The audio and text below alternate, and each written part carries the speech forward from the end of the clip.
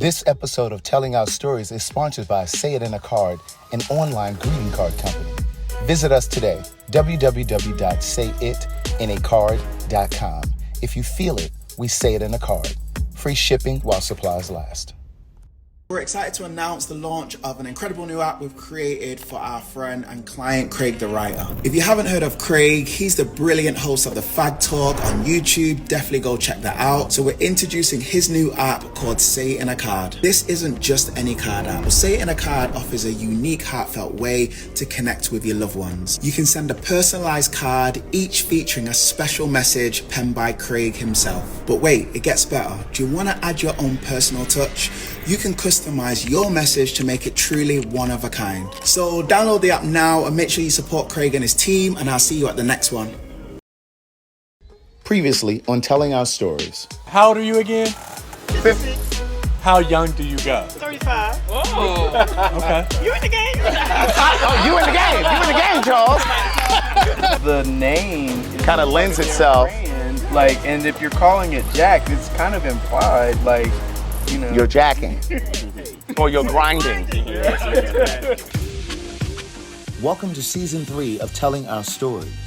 I'm calling it Black, Gay, and Aging. This season was inspired by various conversations I had with a few friends. And from those conversations, the idea was born. I'm constantly inspired to create work that will heal our community, both Black and queer.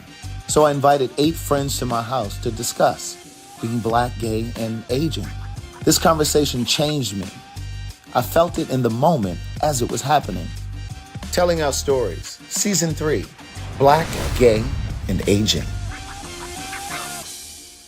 I think that there is a distinction between companionship and relationships. Yeah. I think more people now are interested in companionship.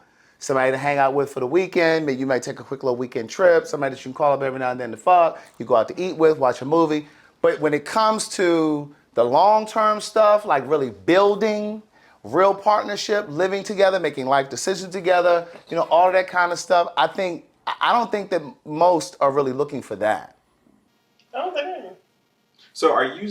Well, that's very different from what you said outside. I'm a bit fuzzy on that though, Craig, because partnership, no matter what you call it, is a variation of all those things. Mm-hmm. Because if I am dealing with somebody who's not a friend, right? Mm-hmm. I am in partnership with you, whether I call it marriage or whatever the case may be. Mm-hmm. So you don't necessarily have to get into a partnership saying, I expect this person to do all these things that a friend can probably do. For me, partnership looks very different because I may be okay with just saying, I don't need to live with my partner. Right. I'm not talking about living. Take trips with somebody. I just want to have somebody as, I'm not saying that this is true, I'm just saying I will be okay with this. But a couple of years ago, not that I would do this coming out of the gate, but I educated myself more on what poly relationships are and what open relationships look like, because I had to ask myself, could I do something like that? And would I do something like that? But see, that's the thing. I don't know if we're always as honest from the gate about what kind of relationship we want. Whether you're talking about an open relationship or you just want to spend time with me and you want to come over sometimes and we go do stuff sometimes, but you still want to fuck other people and da-da-da-da. Like, I don't think most people are coming through the gate saying that because it's an opportunity for that other person to say, oh no, this isn't what I'm looking for.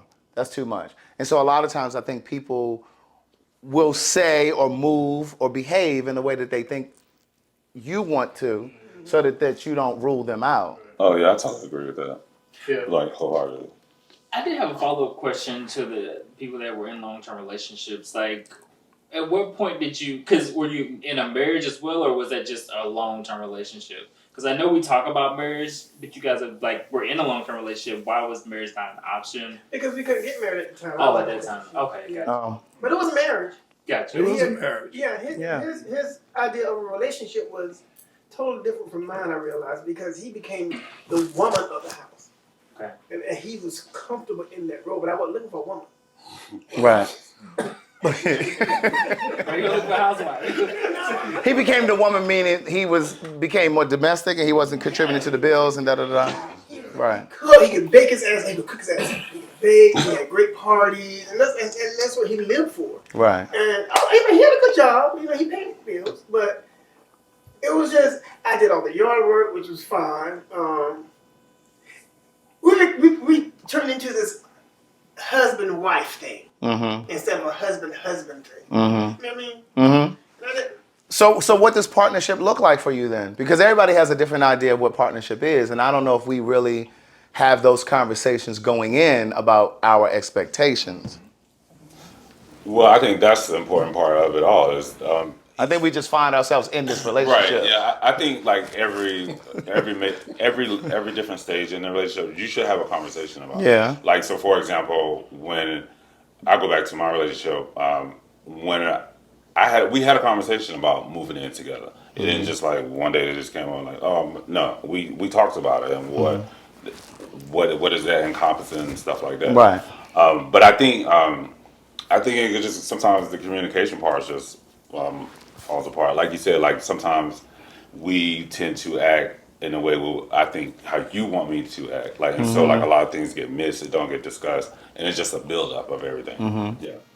I think partnership looks different depending on the person because like a job, duties and responsibilities change for every single job. So depending on the person, I mean, your strengths and your weaknesses are different. Yeah. Because if you're in a relationship with Ryan, the roles and responsibilities may be one thing, but then you're in a relationship with somebody else, they change. Because they might be stronger in this aspect, and I might be weak. I might be stronger than Ryan, but weaker than this other person. Right. You know, it's going to change depending on who the person is. So is cheating a deal breaker? No. Define cheating though. Oh Lord. I mean, that's a good question. That's a good question. Because I had a conversation with somebody the other day, and they told me that they stopped being with somebody because they kissed someone else. No. What?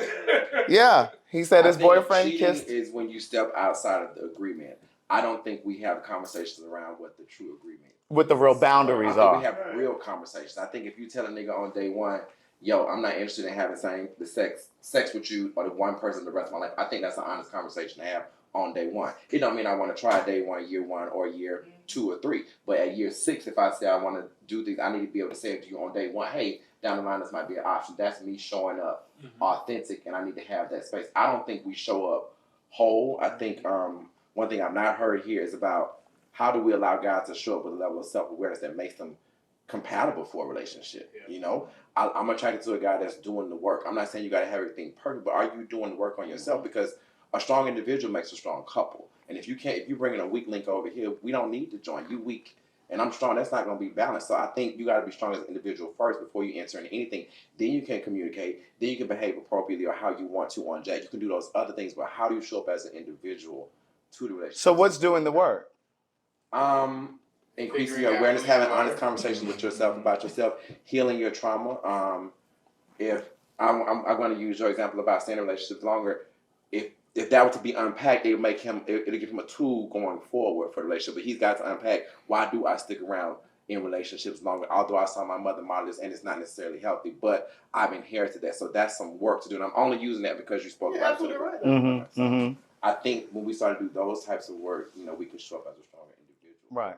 So Charles, what does cheating look like for you? Because obviously, we were all like, what? Well, so I think cheating looks like for me. Let's say hypothetically I'm in a relationship and men are men. They have slip ups. So like a one-off. Are they all slip ups?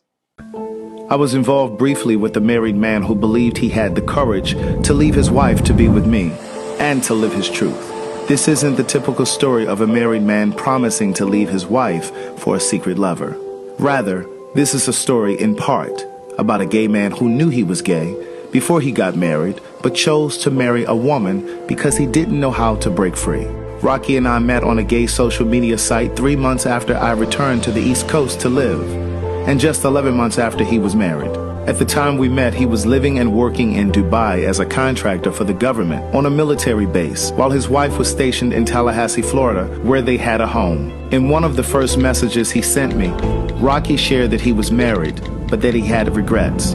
He explained that he had come out to his mother and siblings when he was 18 years old. He said that to listen to more of One Thing for Certain, Two Things for Sure, a memoir continued, visit audible.com. One of the best parts of life is when you can admit the truth to yourself about yourself. Cyberspace is a world where one can become something he isn't, but everything he dares to be. I wasn't interested in getting attached to anyone, and I knew I wouldn't take anyone I met online seriously.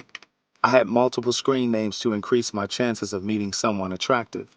The majority of the profiles noted HIV negative under status, but I knew better from the work I had done in the HIV community. I knew 1 out of 3 black gay men was positive. The messages I found in my inbox validated me in my depression. In some strange way, they reinforced that I was worthy and deserving. My days consisted of waking up and logging on to see how many messages had accrued overnight. Months passed before I got honest with my therapist about what was happening with me. And before I knew it, I heard myself say, I've been having sex with people I meet online. To listen to more of Words Never Spoken in Memoir, visit audible.com.